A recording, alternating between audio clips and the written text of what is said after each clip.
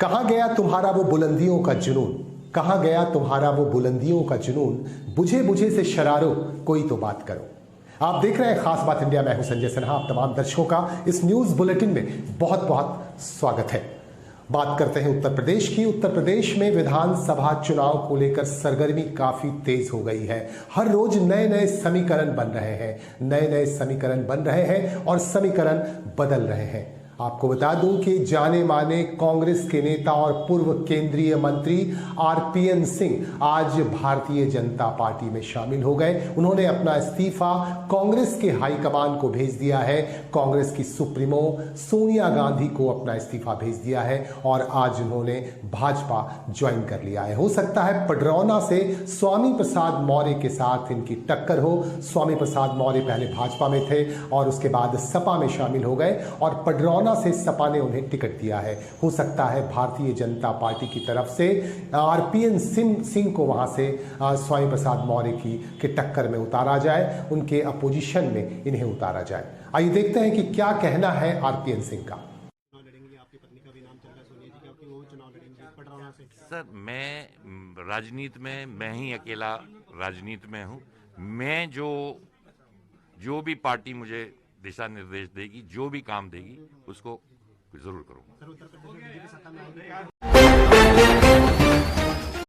लाख कोशिशों के बावजूद भी, लाख सतर्कता के बावजूद भी रेल यात्रियों के साथ, विशेषकर महिला रेल यात्रियों के साथ कोई ना कोई घटना घट ही जाती है। इसे देखते हुए रेलवे एक बार फिर से काफी मुस्तैद नजर आ रहा है। आसनसोल रेल मंडल की तरफ से महिला रेल यात्रियों की सुरक्षा को लेकर एक बार फिर से मुस्तैदी बरती जानी शुरू हो गई है। हम आपको दिखाएंगे आसनसोल रेलवे स्टेशन की कुछ खास तस्वीरें, जहां महिला सुरक्षा बल की अधिकारी, महिला सुरक्षा बल के जवान यहां पर मुस्तैद है और यहां हर बोगी में जा जाकर महिलाओं की स्थिति का जायजा लिया जा रहा है और महिला रेल यात्रियों की स्थिति को देखा जा रहा है। इस संदर्भ में हमारे संवाददाता ने आसनसोल रेल मंडल के आरपीएफ के कमांडेंट चंद्रमोहन मिश्रा से भी बातचीत की और उनसे ये जानना चाहा कि किस तरह के कदम उठाए जा रहे हैं। उन्होंने कहा कि दो विंग हैं, एक मातंगी और दूसरा मेरी सहेली, और इन दोनों विंग के अधिकारी लगातार लगे हुए हैं महिला सुरक्षा के क्षेत्र में और ज्यादा से ज्यादा महिलाओं को सुरक्षा प्रदान करने के लिए। कोई प्रॉब्लम होती है तो 139 में फोन कीजिए।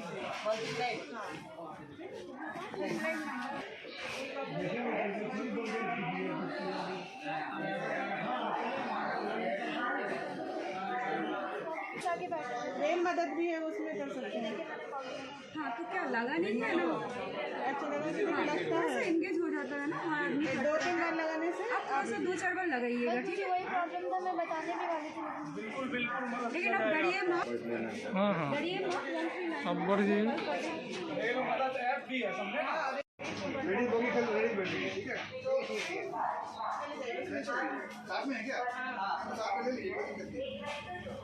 সময় যাতায়াত করছি ট্রেনে, সকালবেলা যায়, বিকেলে আসি, থাকে লোকজন থাকে আর পুলিশও থাকে। লোকাল ট্রেনে থাকে, জেন্টস থাকলেও আসা যাওয়া করে যারা আরপিএফ থাকে, আর এক্সপ্রেস ট্রেনে তো লেডিস কনস্টেবলও দেওয়া হয় আরপিএফকে, लेडीज़ बॉगी तो থাকে। ट्रैवल कर रही थी तो वो लेडीज़ बॉगी में बहुत सारे जेंट्स आके बैठे हुए थे। फिर मैंने जब रेलवे हेल्पलाइन नंबर पे कॉल किया तो कॉल लगा नहीं। तो अब सेफ्टी के लिए कोई कितना ही है? सेफ्टी सही है लेकिन आज कुछ सेफ्टी लगा नहीं। आपका परिचय? मेरा नाम कुमकुम सिंह है। महसूस करती हूँ ट्रेन में ज़्यादा पब्लिक यूज़ करना चाहिए जहाँ पे ज़्यादा लोग हैं, और आजकल तो काफ़ी सारा ऑप्शन है ना, आरटीए को आप तुरंत कॉल कर सकते हैं। आई थिंक यूज़ करना चाहिए, बस जनरल इन्फॉर्मेशन रखना चाहिए। मैंने देखा है विद इन मिनट्स आरटीए आ जाती है कॉल करते हैं, जैसे ट्राई करना चाहिए। फिजिकली अलर्ट रहना चाहिए, अगर मुश्किल लगे तो तुरंत कॉल करें। टीम चला, मतलब हेल्पलाइन चला हुआ है मेरी सहेली, उसमें जो भी लेडी पैसेंजर है अगर अकेले ट्रैवल कर रही है और ट्रैवलिंग में उसको कोई भी प्रॉब्लम है तो उसके लिए नया हेल्पलाइन नंबर 139, उसके माध्यम से उनको बताते हैं कि अगर कोई भी प्रॉब्लम होती है तो उसमें फ़ोन कीजिएगा। तो किसी तरह कोई कंप्लेंट मिला आपको? कंप्लेन जैसे किसी को मेडिकल प्रॉब्लम है या कुछ हो जाता है तो कंप्लेन करते हैं, तो हम लोग जाके अटेंड करते हैं उनको। जैसे कोई भी कंप्लेन आता है कंट्रोल से मैसेज आता है, या फिर लेडीज़ खुद ही करेगी तो 139 में करेगी तो कंट्रोल में ही जाएगा। ये हमारे पास 2 डेडिकेटेड टीम है। एक टीम है मेरी सहेली और एक टीम है मातंगली। दोनों ही टीमें हमारी एक्टिवली काम कर रही हैं। ट्रेनों पर, प्लेटफॉर्म में, स्टेशनों पर उनकी तलाशी चलती रहती है। वो रेगुलर पेट्रोलिंग करते हैं। ट्रेनों में हमारी एस्कॉर्टिंग चलती रहती है। वुमेन सिक्योरिटी के लिए हम लोग काफ़ी सेंसिटिव हैं और हमारी डेडिकेटेड टीम्स भी काम कर रही हैं। तो जिस तरह से वो घटना घटी है, सर मतलब ये सिक्योरिटी लेकर ये उठ रहा है, सवाल उठ रही है। हाँ, जो घटना घटी है वो दुर्भाग्यपूर्ण है, लेकिन हम लोग उसके ना हो इस तरह की कोई घटना, उसके लिए हम लोग कोशिश करते रहे। तो इस तरह से कि आसनसोल स्टेशन में चेकिंग चलती है उसकी? हाँ, बिल्कुल। आसनसोल रेलवे स्टेशन के निकट मेमो कार शेड के एक क्षतिग्रस्त मकान में आज अचानक आग लग गई और आग की लपटें 40 फुट ऊपर तक जाकर धुआं छोड़ने लगी। और ये मंजर देखकर लोग काफी हड़कंप में आ गए। लोगों में हड़कंप मच गया। मेमो कार शेड में काम करने वाले रेलवे कर्मचारी काफी सख्ते में आ गए। फौरन दमकल विभाग को खबर दी गई और दमकल विभाग ने यहां पहुंचकर आग पर काफी मुश्किलों के बाद काबू पा लिया। कहा जाता है कि यहां गंदगी का ढेर लगा हुआ होगा इसके अंदर, क्षतिग्रस्त मकान के अंदर, और किसी तरह से आग का कोई कतरा वहां पहुंच गया जिसकी वजह से आग लग गई और आग की लपटें काफी ऊपर तक पहुंच गई। आइए आपको दिखाते हैं कुछ खास तस्वीरें।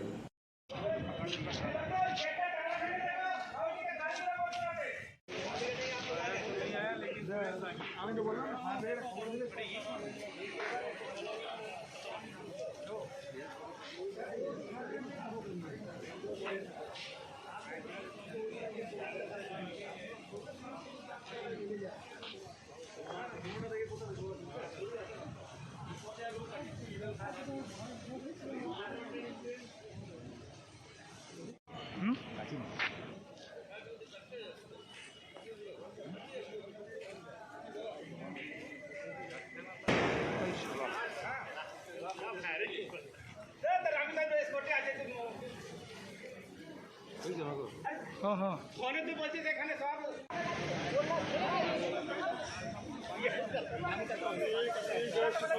पानी लगाओ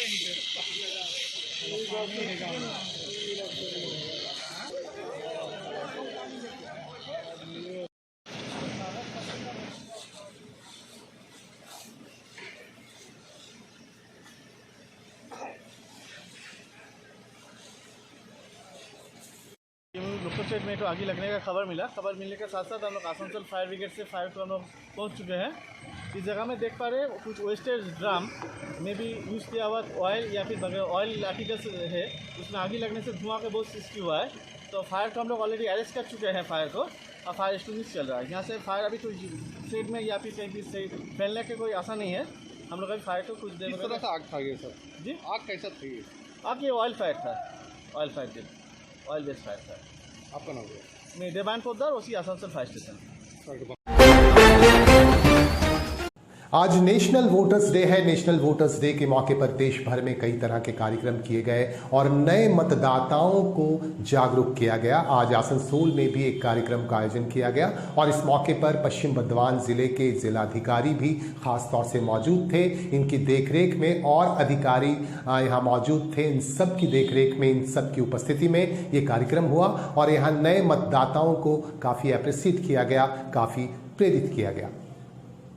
জেলা শাসক ও জেলা নির্বাচন আধিকারিক শ্রী এস অরুণ প্রসাদ স্যার প্রদীপ প্রজ্বলন করে জাতীয় ভোটার দিবসের অনুষ্ঠানের শুভ সূচনা করলেন।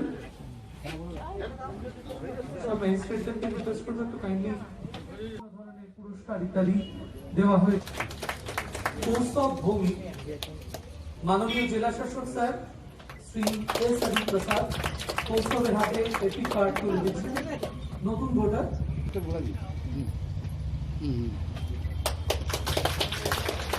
এবং অর্পিত ভট্টাচার্য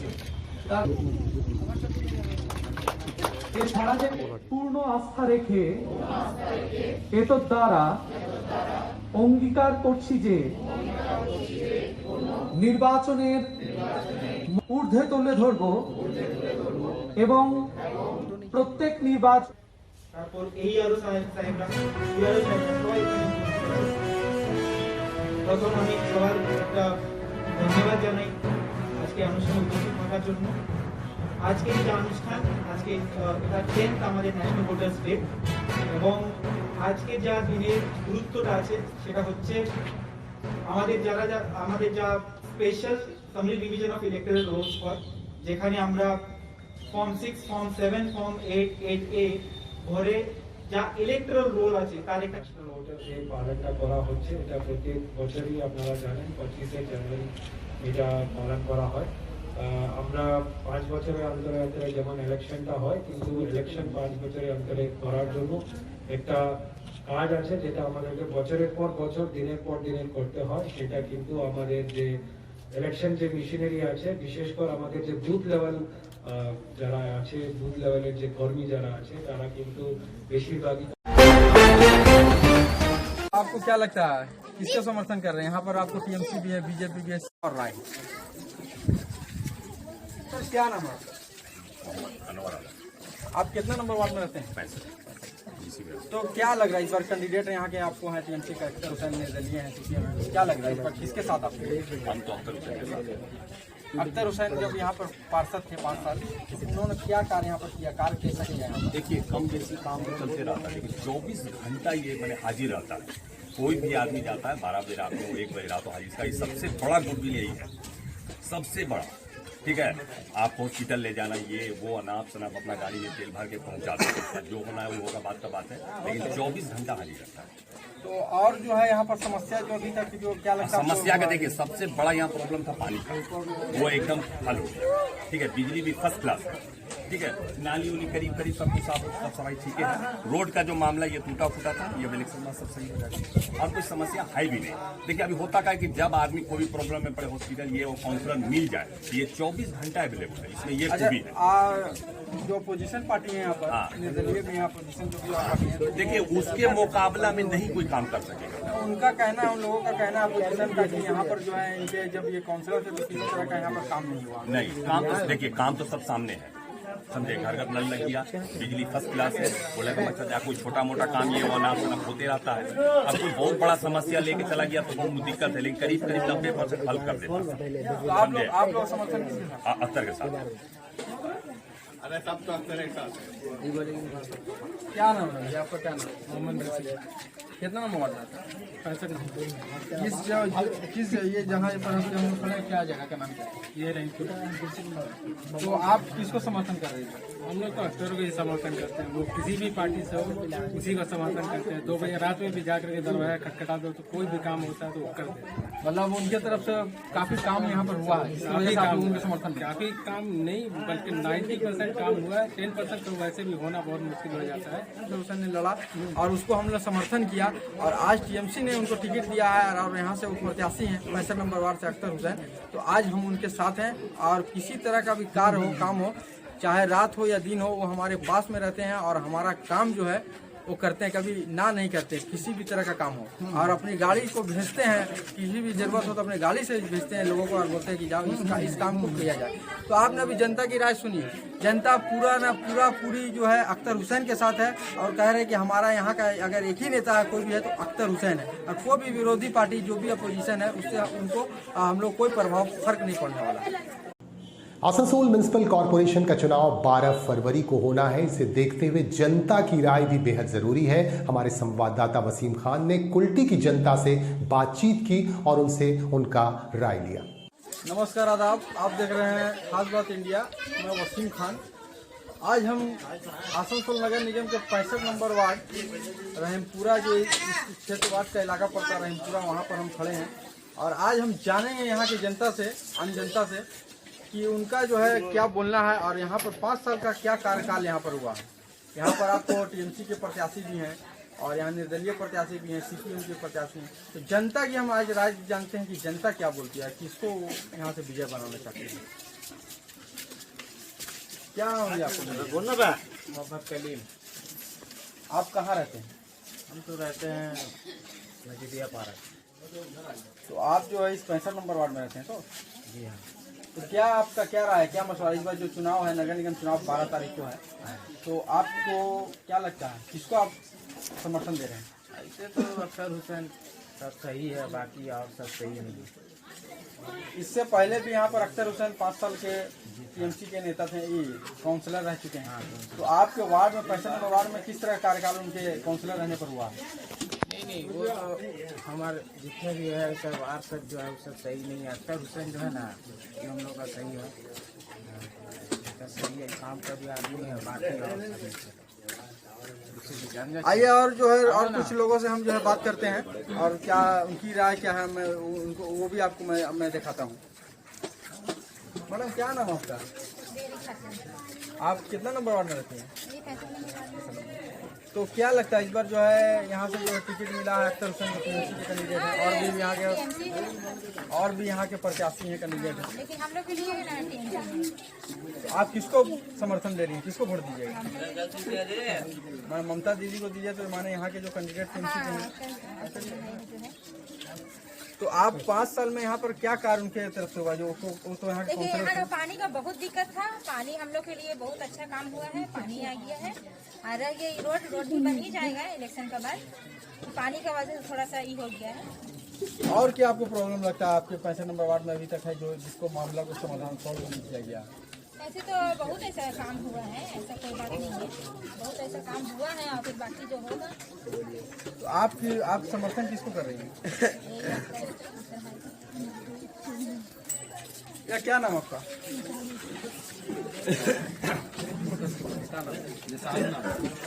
आप किस आसनसोल म्युनिसिपल कॉरपोरेशन के चुनाव को देखते हुए भारतीय जनता पार्टी की तरफ से भी काफी सतर्कता बरती जा रही है और कई तरह की गतिविधियां चलाई जा रही हैं और इन्हीं गतिविधियों में कार्यकर्ता सम्मेलन भी शामिल है। विभिन्न विधानसभा क्षेत्रों में कार्यकर्ता सम्मेलन किए जा रहे हैं। आज कुल्टी में भाजपा की तरफ से कार्यकर्ता सम्मेलन किया गया और इस सम्मेलन के दौरान कार्यकर्ताओं को कई तरह के निर्देश दिए गए। इस बार हम लोगों को रेगिंग नहीं होने देना है, लड़कर झगड़ कर इंसाफ से वोट दीजिए। इंसाफ से कोई भी जीत ले, हम लोग को कोई दुख नहीं है। श्री इंद्रजीत पाल जी।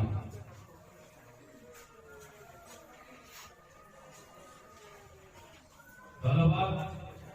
हमारे सঙ্গে সবাই করে